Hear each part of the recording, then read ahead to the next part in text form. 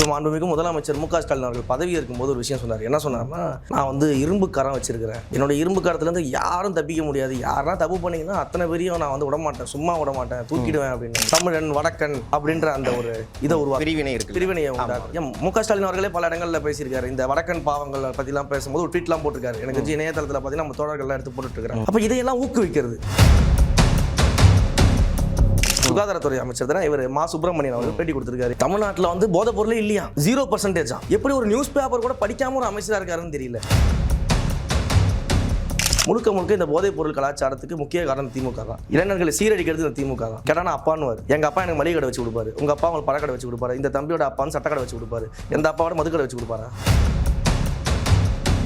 விஜய் அவர்கள் வந்து டெல்லியில் கூட்டு வச்சு பேசணும் அப்படின்னு சொல்லும்போது இந்த எலெக்ஷன் நெருங்குது, அதனால பிஜேபி கூட்டணிக்காக பேச்சுவார்த்தைக்கு இப்போ கூப்பிடுறாங்களா, இதை வச்சு கூப்பிடுறாங்களா அப்படிங்கிற ஒரு டாக்கு இப்போ போகுது. அடிப்படைவாதமே தப்புன்றாங்க. தமிழ்நாட்டில் வந்து பிஜேபியை நாங்கள் தான் தடுக்கிறோம்னு சொல்லக்கூடிய திமுக எங்கேயாவது ஒரு கட்சி கூட்டத்தை போட்டு ஒரு நாளும் பாஜகவோட கூட்டணி கிடையாது அப்படின்னு தீர்மானம் போட்டிருக்காங்கன்னா எங்கேயாவது ஒரு இடத்துல நீங்கள் காட்ட சொல்லுவாங்க.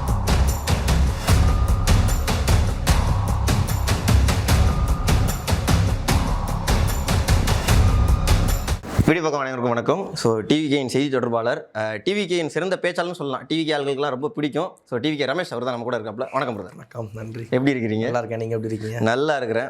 ஸோ முதல்ல உங்ககிட்ட இருந்து இப்போ நம்ம ஊரில் நிறையா பஞ்சாயத்து போய்கிட்டு இருக்கு, அதில் பஞ்சாயத்துலேருந்து ஆரம்பிச்சிடலான்னு இருக்கிறேன். திருத்தணியில் வந்து ஒரு ஆட்களை வந்து எல்லோரும் வெட்டுறாங்க, சின்ன வயசு பசங்கள்லாம் வந்து வெட்டுறாங்க. எல்லாரும் சொல்லும்போது வந்து அவங்க வடமாநில நண்பராக இருந்தாலுமே இதில் கஞ்சா தொடர்புனால தான்ப்பா இது வெட்டுறாங்க. இன்னொன்று இங்கே வந்து பாதுகாப்பு இல்லை அப்படின்னு ஒரு சைடு சொல்கிறாங்க. இன்னொரு சைடு வந்து இல்லைப்பா நம்ம ஊரில் உள்ள படங்கள்லாம் சரியில்லை, அதை பார்த்து தான் பசங்க கெட்டு போயிட்டாங்க அப்படின்லாம் சொல்கிறாங்க. நீங்கள் என்ன நினைக்கிறீங்க? முதல்ல வந்து இன்னைக்கு தமிழ்நாட்டில் ஆட்சியில் இருக்கக்கூடிய திமுக அப்படின்றது சட்ட ஒழுங்கு துளியும் வந்து கவனிக்காத ஒரு கட்சி. ஏன்னா அந்த ஆளு கட்சியில் என்ன நடக்குதுன்னு தெரியாது, அவங்களுக்கு வந்து ஆட்சியில் நடக்குதுன்னு தெரியாது, இவங்களுக்கு தொடர்ந்து வந்து பேச மட்டும் தான் தெரியும். இப்போ மாண்புமிகு முதலமைச்சர் மு.க.ஸ்டாலின் அவர்கள் பதவி இருக்கும்போது ஒரு விஷயம் சொன்னார். என்ன சொன்னார்னா, நான் வந்து இரும்பு கரம் வச்சிருக்கிறேன், என்னோட இரும்பு கரத்துலேருந்து யாரும் தப்பிக்க முடியாது, யாரா தப்பு பண்ணீங்கன்னா அத்தனை பேரையும் நான் வந்து விடமாட்டேன், சும்மா விடமாட்டேன், தூக்கிடுவேன் அப்படின்னாரு. இன்னைக்கு சொந்த கட்சியிலே கஞ்சா வியாபாரி வச்சிருந்தாங்க.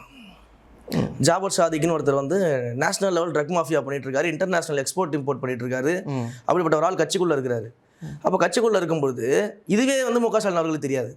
கேட்டால் நான் இன்டெலிஜென்ஸ் கையில் வச்சிருக்கிறேன், காவல்துறை கையில் வச்சிருக்கேன், இரும்புக்காரன் வச்சிருக்கிறேன் அப்படின்லாம் சொன்னார். கஞ்சா வியாபாரம் வச்சிருந்தா சொல்லவே இல்லை. அப்புறம் நியூஸ் வெளியில் வருது. என்ன அப்படின்னு பார்த்தா மாவட்ட அயலக அணி எவ்வளோ அருமையான போஸ்டிங் கொடுத்துருக்காங்க பாருங்க. எக்ஸ்போர்ட் இம்போர்ட் பண்ணுறதுனால அயலக அணியில் போஸ்டிங் கொடுத்து வச்சிருக்கிறாங்க. அப்போ இப்படிப்பட்ட கஞ்சா வியாபாரியை கட்சிக்குள்ளே வச்சுக்கிட்டு தமிழ்நாட்டில் எப்படி நீங்கள் போதை இல்லா தமிழ்நாட்டை உருவாக்குவீங்க, எப்படி கஞ்சா ஒழிச்சிருவீங்க? அப்போ இன்றைக்கு நடக்கக்கூடிய பெரும்பாலான குற்றங்கள் இந்த போதைப் பொருட்களுக்கு அடிமையாகி அதனால தான் நடக்குது அப்படிங்கிறத வந்து பெரும்பான்மையாக எல்லா ஊடகங்களும் சொல்லுது, எல்லா சர்வேக்களும் சொல்லுது. போதைக்கு அடிமையாகி தான் பல்வேறு குற்றச்சாட்டுகளை வந்து செய்கிறாங்க அப்படின்னு சொல்லி. இன்னொன்று வந்து தொடர்ந்து வந்து இந்த தமிழன் வடக்கன் அப்படின்ற அந்த ஒரு இதை பிரிவினையை உண்டாக்குறது. மு.க.ஸ்டாலின் அவர்களே பல இடங்களில் பேசியிருக்காரு. இந்த வடக்கன் பாவங்கள் பற்றிலாம் பேசும்போது ஒரு ட்வீட்லாம் போட்டிருக்காரு. எனக்கு இணையதளத்தில் பார்த்தீங்கன்னா நம்ம தோழர்கள்லாம் எடுத்து போட்டுட்ருக்காங்க. அப்போ இதையெல்லாம் ஊக்குவிக்கிறது. அப்போ இதை தான் நம்ம வந்து இந்த ஆட்சி எதை நோக்கி போயிட்டு இருக்குது, இந்த கட்சியினுடைய கொள்கைகள் எதை நோக்கி போயிட்டு இருக்கு அப்படின்னு நம்ம சொல்கிறோம். இப்போ நம்மளுடைய கொள்கைகளை சொல்லும் போது மதச்சார்பற்ற சமூக நீதி கொள்கைகள்னு சொல்கிறோம், மதச்சார்பின்மைன்னு சொல்கிறோம், சமூக நீதினு சொல்கிறோம். ஏன் அப்படி சொல்கிறோம் அப்படின்னா, மதம், ஜாதி, இடம், இனம், பாலினம், பொருளாதாரம் இது எதையுமே வந்து பாகுபாடு பார்க்காம எல்லாரும் இங்கே வந்து சந்தோஷமாக வாழணும், எல்லாருமே இங்கே வந்து வாழணும், சந்தோஷமாக இருக்கணும், தமிழ்நாடு வந்து மிகச் செழுமையாக இருக்கணும், எல்லாரும் சகோதரத்துவத்தோடு வாழணும், சமத்துவத்தோடு வாழணும்னு நம்ம சொல்கிறோம். ஆனால் இவங்க என்ன பண்ணுறாங்கன்னா இந்த போல பிரிவுவாதத்தை உண்டாக்கி மத பிரிவுவாதம், சாதிய பிரிவுவாதம், இனப்பிரிவுவாதம், மொழி பிரிவுவாதம் சொல்லி எல்லா பிரிவினைவாதத்தையும் பேசி இப்படிப்பட்ட வன்முறைக்கு ஆளாக்குறது, போதைப்பொருள் புழக்கம், கஞ்சா புழக்கம், மதுபான விற்பனை அப்படின்னு சொல்லிட்டு ஒரு இளைஞர்களை வந்து ஒழுக்கக்கேடான செயலுக்கு கூட்டு போகிற வேலையெல்லாம் இந்த திமுக சிறப்பாக செஞ்சுக்கிட்டு இருக்குது. அதனுடைய வெளிப்பாடு தான் இந்த வன்முறை. இதில் வர அமைச்சர் ஒருத்தர் பேட்டி கொடுத்துருக்காரு, சுகாதாரத்துறை அமைச்சர் தானே இவர் மா சுப்பிரமணியன் அவர்கள் பேட்டி கொடுத்துருக்காரு. என்ன பேட்டி கொடுத்துருக்காருன்னா, தமிழ்நாட்டில் வந்து போதைப் பொருளே இல்லையா, 0%. ஆமாம் சொல்லியிருக்காரு. ஆமாம், தமிழ்நாட்டில் போதைப் பொருளே இல்லையா. அதாவது ஒரு அமைச்சர் வந்து எப்படி ஒரு நியூஸ் பேப்பர் கூட படிக்காம ஒரு அமைச்சராக இருக்காருன்னு தெரியல. ஆமாம், 0% கஞ்சா இருக்குது அப்படின்லாம் சொல்லியிருந்த மாதிரி. 0% கஞ்சா எப்படி ஒரு மனசாச்சு? உங்களுக்கு சிரிப்பு வருதா இல்லையா? ஏற்றுப்பீங்களா நீங்கள்? எனக்கு கோபம் வருது பயங்கரமாக. 0%ன்னு ஒரு அமைச்சர் வெளிப்படையாக மீடியாவில் பேசுகிறாரு, அதை ஒருத்தம் கூட எடுத்து கேள்வி கேட்கல மீடியாவில். சார் மனசாட்சி இல்லையா? தினம் பேப்பர் எடுத்து படிப்பீங்களா மாட்டிங்களா? படிக்க தெரியுமா தெரியாதா? பேப்பரில் தமிழ் ஏதாச்சும் படிப்பீங்களா மாட்டிங்களா? இல்லை ஏதாவது கற்றுக் கொடுக்கணுமா? 0%ன்றீங்களே. அவ்வளவு மர்டர்ஸ் நடக்குது, பெண்களுக்கு எதிரான பாலியல் துன்புறுத்தல் நடக்குது, செயின் ஸ்நாச்சிங் நடக்குது, திருட்டு நடக்குது, கொள்ளை நடக்குது, கொலை நடக்குது. அதில் பெரும்பான்மையில் இருக்கிறவன் போதைப் பொருளை பயன்படுத்தி இந்த வேலையை பார்க்குறான். அப்போ போதைப் பொருளே இல்லை 0% சொன்னால் மக்களை எவ்வளோ முட்டாளாக நினச்சிக்கிட்டு இருக்கிறீங்க நீங்கள்? எந்த அளவுக்கு மக்களை பைத்தியக்காரன் நினச்சிட்டு இருக்கீங்களா? மக்கள் எல்லாரையும் இப்படியே ஊரை ஏமாற்றி பேசியே வந்து ஆட்சிக்கு வந்துலாம் நினச்சிட்டு இருக்கீங்களா? இது தாத்தா காலம்லாம் கிடையாது. பாருங்க இந்த வாட்டி. ஓகே, இப்போ டிவிக்கு வந்துச்சு அப்படின்னா இதை என்ன மாதிரி இப்போ மேபி டிவிக்கு ஆக்சுவலி இந்த மாதிரி ஒன்று நடந்துச்சுன்னா அதை எப்படி வந்து சால்வ் பண்ணியிருந்திருப்பீங்க? முதல்ல வந்து ஹைப்போதட்டிகளுக்கு பதில் சொல்கிறத விட நான் ஒரு விஷயம் சொல்கிறேன். மிக தெளிவாக நம்முடைய கொள்கைகளை வடிவமைக்கும் போதே மதச்சார்பற்ற சமூக நீதி அப்படின்ற பெயரை கொடுத்துட்டு அதில் நம்முடைய கொள்கைகள்லாம் சொல்கிறோம். ஜனநாயகம், அனைவருக்கும் சமமான ஜனநாயகம்னு சொல்கிறோம், சமூக நீதினு சொல்கிறோம், சமத்துவம்னு சொல்கிறோம், மதச்சார்பின்மைன்னு நம்ம சொல்கிறோம், இயற்கை வள பாதுகாப்புன்னு நம்ம சொல்கிறோம், பெண்கள் முன்னுரிமைன்னு சொல்கிறோம். அதில் கடைசியாக வந்து போதையில்லா தமிழ்நாடுன்னு நம்ம ஒரு கொள்கையை வச்சுருக்கோம். போதையில்லா தமிழ்நாட்டை உருவாக்குவது எங்கள் லட்சியம், அதுதான் எங்களுடைய கொள்கை சொல்லி நம்ம அந்த கொள்கையில வந்து நம்ம லிஸ்ட் அவுட் பண்ணியிருக்கிறோம். அப்போ அந்த போதையில்லா தமிழ்நாட்டை உருவாக்குவதற்கான நோக்கம் முதல்ல இருக்கணும். அந்த நோக்கம் இருந்தாலே அனைத்தும் சரியா நடக்கும். இவங்க போல வந்து 2016 வந்து தேர்தல் அறிக்கையில் பார்த்தா தெரியும். எடுத்து பாருங்க, இப்போ 2016 தேர்தல் அறிக்கையில் எடுத்து போடுங்க வீடியோவில். முதல் கையெழுத்திலேயே வந்து பூரண மதுவிலக்கு அமல்படுத்தப்படும் அப்படின்னு இந்த பக்கம் திமுக சொல்லுது. அந்த பக்கம் அதிமுக என்ன சொல்றாங்க, அம்மையார் ஜெயலலிதா வந்து படிப்படியான மதுவிலக்கு அமல்படுத்தும். அப்போ வந்து அப்பயுமே இவங்க நம்பல, மக்கள் இவங்களை திமுக காரனை பற்றி தெரியும், நம்பல. அப்போ என்ன பண்றாங்கன்னா படிப்படியாக மதுவிலக்கு அமல் சொன்னே அவங்க ஓட்டு போட்டாங்க. ஒரு அளவுக்கு வந்து மதுபான கடையில் அவங்களும் குறைச்சதா வந்து நிறைய அந்த வெளியீடுகள்லாம் பண்ணாங்க. 500 கடையை குறைக்கிறோம், 100 கடையை குறைக்கிறோம், அதெல்லாம் பண்ணாங்க. இந்த 2016 அப்புறம் 2021 தேர்தல் வருது. அப்போ அம்மையார் அவர்கள் இல்லை. அப்போ 2021 தேர்தல் வரும்போது திமுகவுடைய தேர்தல் அறிக்கையில் நானும் வந்து எங்கேயாவது மதுபான கடைகள் பற்றி இருக்குமான்னு பார்த்தா கிடையாது, எதுவுமே இல்லை. அதற்கு பிறகு வந்து இந்த கொரோனா காலகட்டத்தில் வந்து பார்த்தீங்கன்னா திமுகவுடைய குடும்பத்தினர், கோபாலபுரம் குடும்பம் இருக்குல்ல, அந்த குடும்பம் வந்து வாசலில் வந்து நிற்குது. ஃபுல்லாக கருப்பு கொடியை கையில் வச்சுக்கிட்டு வாசல் நின்றுட்டு மதுபான கடையெல்லாம் மூடணும், கொரோனாவில் நாடே அழியும் போது மதுபான கடை முக்கியமா, இளம் விதவைகள்லாம் ஜாஸ்தியாக வரான்னு அக்கா கனிமொழி பேசினாங்க, மதுபான கடையை மூடணும்னு சொல்லிட்டு. சரி, எதையாவது 21 கொடுத்துருப்பாங்க போல அப்போ அப்படின்னு சொல்லிட்டு நானும் பார்த்தேன். எதுவுமே இல்லை. சரி, ஆட்சிக்கு வந்ததுக்கு அப்புறமா அதை பற்றி பேசுவாங்கன்னு பார்த்தா 50,000 கோடி வருமானத்தை இன்க்ரீஸ் பண்ணி வச்சிருக்காங்க. இன்னைக்கு 50,000 கோடி நெருங்கும் போது டாஸ்மாக் உடைய வருமானம். அப்போது ஒரு டார்கெட் வச்சு மதுபான விற்பனை அதிகமாக்குறது மட்டும் இல்லாமல் ஊழல், அதுலேயும் பாட்டிலுக்கு மேலே 10 ரூபா ஒரு ஊழல்.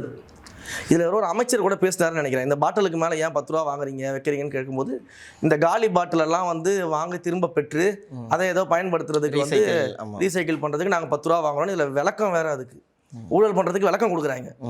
அப்போ இப்படிப்பட்ட இடத்துல போதை கலாச்சாரத்தை உருவாக்குறாங்க. நம்ம என்ன சொல்கிறோம், இவங்களை போல பொய் சொல்லி ஏமாற்ற மாட்டோம்.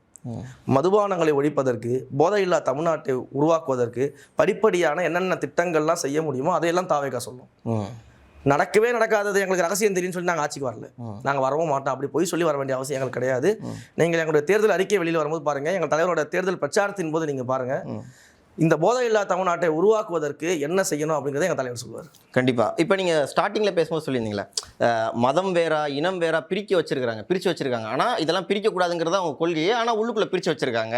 இங்கே வந்து அண்டை மாநிலத்திலேருந்து வர்ற இளைஞர்களுக்கோ தொழிலாளர்களுக்கோ வந்து இங்கே சேஃப்டி இல்லை அப்படின்னு சொல்லும்போது நான் இன்னொன்று உங்ககிட்ட கேட்க ஆசைப்பட்றேன். அந்த டயத்தில் வந்து நீங்கள் சொன்ன அந்த பரிதாபங்கள் தான் நினைக்கிறேன். அந்த பரிதாபங்கள் ரிலீஸ் அப்போ பயங்கர டாக்காக போணுச்சு. எல்லார்ட்டையும் வந்து அந்த பைட்டெல்லாம் எடுத்துகிட்டு இருந்தாங்க நம்ம பசங்க, மீடியா பசங்களாம் எடுக்கும்போது. அங்கே நிறைய பேர் சொன்னது என்னென்னா, அப்படிலாம் கிடையாது, எங்களை யாருமே பண்ணலை, எங்களுக்கு சொல்ல போனால் தமிழ்நாடு ரொம்ப ஃபேவராக இருக்குது, எங்களுக்கு இலவசமாக எங்கள் பொண்ணுங்களையும் பசங்களையும் வந்து எங்கள் பொண்ணுங்களை வந்து நாங்கள் வந்து பஸ்ஸில் அனுப்ப முடியுது, இலவசமாக அனுப்ப முடியுது, நிறையா எங்களுக்கு வந்து தமிழ்நாடு கம்ஃபர்டபுளாக இருக்குது, எங்களை அப்படி யாரும் பார்க்கலைங்கிற மாதிரி நிறையா வீடியோஸும் வந்துச்சு. அதுக்கு என்ன சொல்கிறீங்க? அப்போ நீங்கள் அது யாரா ஜூனியர் ஆர்டிஸ்ட்டாக இருப்பாங்க, நிறைய ஜூனியர் ஆர்டிஸ்ட்லாம் கிடைப்பாங்க. அதில் யாராவது ஒருத்தர் வச்சு பேசுவாங்க, அண்ணா பல்கலைக்கழகத்தில் படிக்கக்கூடிய மாணவிக்கு பாலியல் வன்கொடுமை நடக்குது, அதை செஞ்சது யாருன்னு பார்த்தா ஞானசேகரன். ஞானத்தை போதிக்கக்கூடிய அண்ணா பல்கலைக்கழக மாணவிக்கு பாலியல் சீண்டல் செய்தது ஞானசேகரன்ற பேர் வச்சிருக்காரு. யாருன்னு கேட்டால் திமுக கட்சிக்காரங்கன்னு சொல்லக்கூடாது, வாயில் அடிங்கன்றாங்க. திமுகவுடைய அபிமானி அவர், திமுகவோட கட்சிக்காரன்னு சொல்லக்கூடாது, கோவம் வந்துடும். திமுகவுடைய அபிமானி, அமைச்சருடைய அபிமானி அப்படின்னு சொன்னால் தான் அவங்களுக்கு அதை ஏற்றுப்பாங்க. ஏன்னா மனசு வலிக்கும் திமுகன்னு சொல்லிட்டா.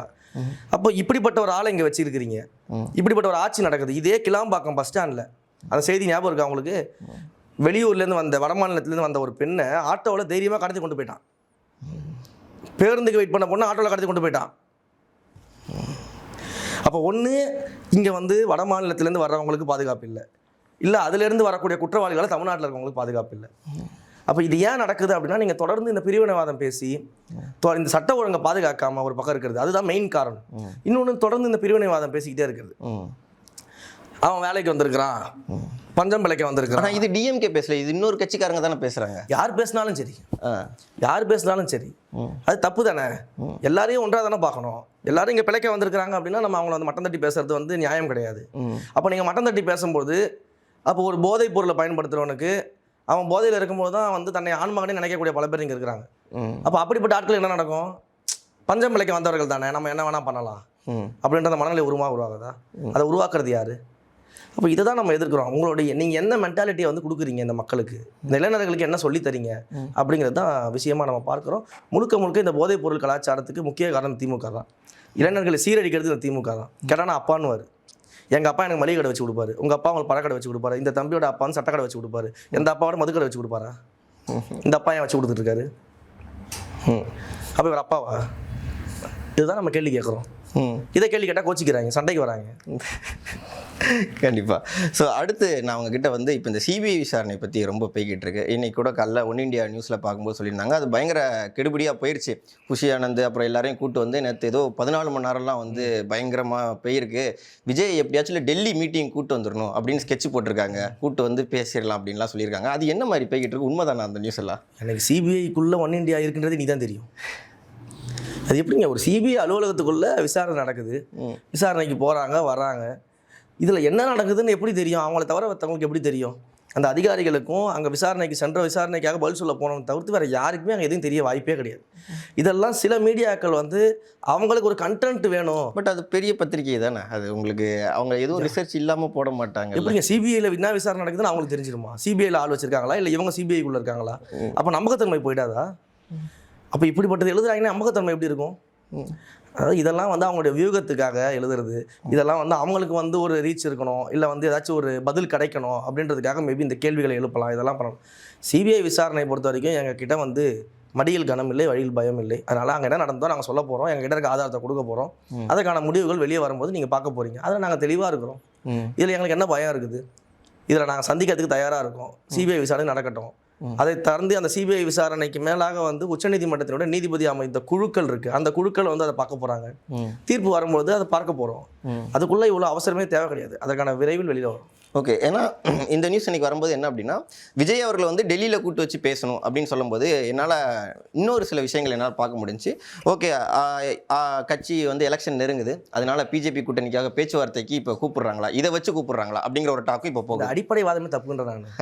அதாவது தமிழ்நாட்டில் வந்து பிஜேபியை நாங்கள் தான் தடுக்கிறோன்னு சொல்லக்கூடிய திமுக எங்கேயாவது ஒரு கட்சி கூட்டத்தை போட்டு ஒரு நாளும் பாஜகவோட கூட்டணி கிடையாது அப்படின்னு தீர்மானம் போட்டிருக்காங்களா? அவங்க தான் பிஜேபி எதிர்க்கிறான்னு சொல்லிட்டு இருக்கிறாங்க.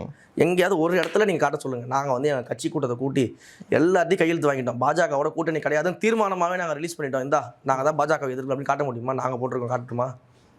எங்களுடைய பொதுக்குழுவில் நாங்கள் தீர்மானமே நிறைவேற்றியிருக்கிறோம். எங்களுடைய செயற்குழு பொதுக்குழுவை கூட்டி மதப்பிளவாத சக்திகளான பாஜகவோடு ஒரு காலமும் கூட்டணி கிடையாதுன்னு நாங்கள் தீர்மானம் எங்கள் தலைவர் முன்னாடி வச்சு நிறைவேற்றியிருக்கோம். ஓகே, எங்கள் தலைவர் தான் முதலமைச்சர் வேட்பாளர், எங்கள் கட்சியின் தலைமையில் தான் கூட்டணி அமைஞ்சாலும் அமையும், பாஜகவோடு திமுகவோடு கூட்டணி கிடையாதுன்னு நாங்கள் தீர்மானம், பாஜகவோடு கிடையாதுன்னு நிறைவேற்றிருக்கோம் தீர்மானத்தை. திமுக காட்டுமா? திமுக வளர்த்து விட்டதே பாஜக, பாஜக வளர்த்து விடுறது திமுக. இங்கே ரெண்டு பேரும் இப்படி ஒரு அரசியல் பண்ணிக்கிட்டு இருக்கிறாங்க. சரி, இதே மதுபானத்தை பேசணும்ல, போதைப் பொருளை பற்றி பேசணும்ல. பாஜகவோட அண்ணாமலை போராட்டம் பண்ணாரா தமிழ்நாட்டில்? சென்னை ஃபுல்லாக போராட்டம் பண்ணுறோம், களத்தில் நிற்கிறோம், போராட்டம், மக்கள் பிரச்சனைக்கு நாங்கள் களத்தில் நிற்கிறோம்ல. ஒன்றியத்தில் ஆட்சி தானே இருக்கீங்க, ஏன் ஆக்ஷன் எடுக்கல? நீங்கள் ஏங்க போராடுறீங்க? எதிர்கட்சிகள் போராடலாம், ஒன்றியத்தில் ஆட்சியில் இருக்க நீங்கள் ஏன் போராடணும்?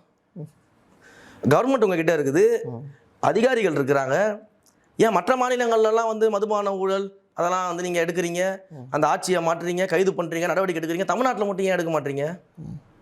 சரி, டிஎம்கே ஃபைல்ஸ்ன்னு சொல்லிட்டு ட்ரங்க் பெட்டி ஃபுல்லாக டிஎம்கே ஊழல் வழக்குகள்லாம் கொண்டு போய்ட்டு ஆளுநர்கிட்ட கொடுத்தீங்களே, ஏன் நடவடிக்கை எடுக்கல? ஏன் வேடிக்கை பார்த்துட்டு இருக்கிறீங்க? உதயநிதியை சுற்றி இடி வழக்கு வந்துச்சு, அது என்னாச்சு? முதலமைச்சர் டெல்லிக்கு போயிட்டு வந்தார், டெல்லிக்கு போயிட்டு வந்ததுக்கப்புறம் என்னாச்சு? ஏன் அந்த வழக்கு என்னாச்சு? ஏன் மறுபடியும் மறைஞ்சு போச்சு? என்ன இப்போ டிஎம்கேவும் பாஜகவும் கூட்டணியில் இருக்குது அப்படிங்கிறீங்களா? பிஜேபியும் டிஎம்கேவும் தான் கூட்டணியில் இருக்குன்னு சொல்கிறேன் நான். இருக்குதா இல்லை? அவங்க ரெண்டு பேரும் தான் இருக்காங்க. ஆனால் பயங்கரமாக ஏற்றுக்கிறாங்கல்ல. இப்போ முதலமைச்சர் ஏற்றுக்கிறாங்களா?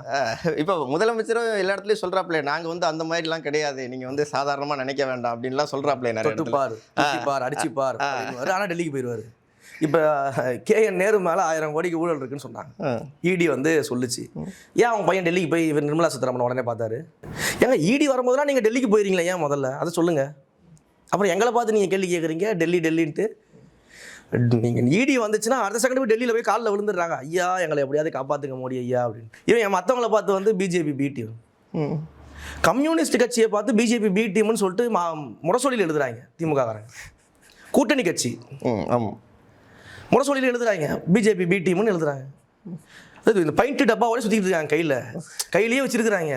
எவனாவது எடுத்து பேசுறானா அப்புறம் ஊத்திடுறா அப்படின்ட்டு ஊத்திடுறாங்க. கூட்டணி கட்சியாக இருந்தாலும் ஊத்திடுறாங்க. அப்போ யார் உண்மையிலேயே பி டீம்னு இப்போ இதுலேருந்து உங்களுக்கே தெரிஞ்சிருக்கும். பட் ஆனால் இப்போ நான் இன்னொரு கேள்வி இந்த கேள்வி எதுக்கு மறுபடியும் வருது? இப்போ வந்து டிஎம்கே சொன்னாலுமே இன்னொரு சில மக்கள்லாம் எதுக்கு மறுபடியும் சொல்கிறாங்கன்னா, டிஎம்கே வந்து மேடையில் அட்டாக் பண்ணி பேசுகிற மாதிரி விஜய் அவர் வந்து பேசுகிற மாதிரி பிஜேபி அட்டாக் பண்ண மாட்டேங்கிறாரு, அங்கே தான் எங்கேயோ மிஸ் ஆகுது, அதனால தான் பி டீம்னு சொல்கிறோம் அப்படிங்கிறாங்க. சரி, நான் என்ன பண்ணுறேன், எங்கள் கட்சியில் நிறைவேற்றப்பட்ட தீர்மானங்கள், பொதுக்குழு தீர்மானங்கள், மாநாடு தீர்மானங்கள், செயற்குழு தீர்மானங்கள் எல்லாத்தையும் அனுப்புகிறேன். அதில் எத்தனை இடத்துல நாங்கள் பிஜேபி எது தீர்மானம் நிறைவேற்றிருக்கோன்னு நீங்கள் என்றைக்காவது பப்ளிஷ் பண்ணுறீங்களா? நீங்கள் திமுகவை திட்டினா தான் நீங்களே போடுறீங்க, திமுகவை எதிர்த்த விஷயங்கள் தான் நீங்களே பப்ளிஷ் பண்ணுறீங்க, மீடியாவில் போடுறீங்க. பாஜகவை அவ்வளோ இடத்துல நாங்கள் எது தீர்மானம் போட்டிருக்கோம். அப்போ மீடியாக்கள் மட்டும் ஏன் அதை கொண்டு போக மாட்டாங்க? உடனே மீடியாக்களும் பாஜகவோட பி டீம் பண்ணுறீங்களா? நாங்கள் வந்து சரிசமமாக எங்களுடைய கொள்கை எதிரி பாஜக, அரசியல் எதிரி திமுகன்னு சொல்கிறோம். இதை விட வேறு என்ன டிக்ளரேஷன் உங்களுக்கு வேணும்? அவங்க பாசிசம்னா நீங்கள் பாயாசம்னு சொல்கிறோம். இதை வரை எப்படி டிக்ளேர் பண்ண முடியும்? ஒன்றியத்தில் ஒரு மதப்பிளவாத ஆட்சி நடக்குது, தமிழ்நாட்டில் ஒரு ஊழல்வாத ஆட்சி நடக்குதுன்னு சொல்கிறோம். அன்றைக்கு வந்து ஒன்றியம் முழுவதும், இந்தியா முழுவதும் ஆண்டு கொண்டிருந்த காங்கிரஸ் கட்சியை எதிர்த்து எப்படி அண்ணா வந்து ஒரு தேர்தல் பிரச்சாரத்தை முன்வைத்தாரோ, எப்படி வந்து இந்த திமுக என்ற ஊழல்வாதத்தை எதிர்த்து எம்ஜிஆர் அவர்கள் ஒரு தேர்தல் பிரச்சாரத்தை, ஒரு தேர்தல் முன்னெடுப்பு எடுத்தாரோ, அது ரெண்டும் ஒரு சேர இன்றைக்கு நாங்கள் அண்ணாவையும் எம்ஜிஆரையும் கையில் எடுத்து ஒன்றிய பாஜகவையும் மாநில திமுகவையும் எதிர்க்கிறோம்னு சொல்கிறோம் 2026. இதுக்கு மேலே உங்களுக்கு என்ன விளக்கம் வேணும்? எப்படி எதிர்க்கிறது? எஸ்ஐஆருக்கு மாவட்டம் ஃபுல்லாக போராட்டம் நடத்தணும், எல்லா மாவட்டங்களையும் போராட்டம் நடத்தணும். எஸ்ஐஆரில் இவ்வளோ குளறுபடிகள் இருக்குது, நீங்கள் எஸ்ஐஆர் எடுங்க, ஆனால் இவ்வளோ குளறுபடியோட ஏன் எடுக்கிறீங்கன்னு கேட்டோம். அதுலேயும் திரும்பவும் கேட்டோம், எஸ்ஐஆரை வந்து ஒன்றிய பாஜக கொண்டு வருது, இவ்வளோ குளறுபடிகள் இருக்குது, அந்த குளறுபடியை பயன்படுத்தி திமுக எப்படி வந்து வாக்கு அறுவடை செய்யுது அப்படின்றதையும் சொன்னோம். எல்லா இடங்களையும் எதிர்க்கிறோம். இவ்வளோ சொல்கிறீங்களேங்க, சிம்பிளாக ஒரு எக்ஸாம்பிள். உதயநிதி வந்து இன்றைக்கு பாஜகவை எதிர்க்கிறேன்னு சொல்லி பேசுகிறாருல, மிகப்பெரிய ஐயோ உதயநிதியா பாஜகவை எதிர்த்துருவாருங்க, நீங்கள் வேறங்க, அவர் எவ்வளோ பெரிய ஆள் அவர் அப்படின்றீங்கல்ல. திரைப்படத்தில் நடிக்கும்போது பண மதிப்பிட ஒரு நடவடிக்கை வந்துச்சு, உங்களுக்கு எல்லாருக்குமே தெரியும், டிமானிட்டைசேஷன் பண்ணாங்க. ஆமாம், அன்றைக்கு தமிழ் திரையுலகில் உதயநிதி நடிகராக தானே இருந்தார், எல்லாரும் நடிகராக இருந்தாங்களா? எந்த நடிகர் வெளியில் வந்து அதை பாராட்டாமல் யாராவது ஒருத்தர் பேசி நீங்கள் பார்த்தீங்களா? என் தலைவரை தவிர்த்து. அன்றைக்கு என் தலைவர் பேட்டி கொடுக்குறாரு, நீங்கள் வந்து கருப்பு பணத்தை ஒழிக்கிறேன்னு சொல்கிறீங்க, இந்த விஷயத்தை செய்கிறீங்க, அந்த நோக்கம் கரெக்டு, ஆனால் அந்த நோக்கத்தை விட பாதிப்பு பெருசாகிடக்கூடாது. ஆர்ஜே பாலாஜியும் பேசியிருந்தார் இப்போ அந்த டயத்தில் நிறையா. அன்றைக்கி அவர் வந்து எந்த அளவுக்கு இருந்தார், நீங்கள் நான் சொல்கிற பிரபலமான நடிகர்களை சொல்கிறேன். ஓகே. அப்படி வரும்பொழுது அந்த நோக்கம் வந்து எந்த அளவுக்கு இருக்கோ அதை விட பாதிப்பு பெருசாயிருச்சு அப்படின்னா நீங்கள் கொண்டு வந்ததுக்கான அர்த்தமே கிடையாது அப்படின்னு சொல்லி எக்ஸ்பிளைன் பண்ணுறாரு. நான் செய்திகள்லாம் பார்க்குறேன், ஒரு பாட்டி வந்து திருமணத்திற்காக பணம் எடுக்க அவ்வளோ கஷ்டப்படுறாங்க, மருத்துவ செலவு கஷ்டப்படுறாங்க, அப்போ இது போல் மக்கள் வந்து அல்லோலப்படுறதுன்றது தவறு, இது போல் பண்ணியிருக்கக்கூடாது அப்படின்னு அன்றைக்கு ஆளுகின்ற இந்த பாஜகவினோட நடவடிக்கையை ஒரு நடிகராக இருக்கும்போது தைரியமாக துணிச்சலோடு எடுத்த ஒரே நடிகர் நம்ம தலைவர் மட்டும்தான். உதயநிதியை காட்ட சொல்லுங்கள், சும்மா இன்னைக்கு பேசலாம், அன்றைக்கே எங்கள் தலைவர் அதை பேசியிருக்கிறார், இதையே நம்ம எதுக்க மாட்டோம். அப்போ அந்த நிலைப்பாட்டை நாங்கள் தெளிவாக இருக்கிறோம். இங்கே ஒரு காலமும் மதப்பிளவாதத்துக்கு இடம் கிடையாது, ஊழலுக்கும் இடம் கிடையாது, அதில் நாங்கள் தெளிவாக இருக்கோம்.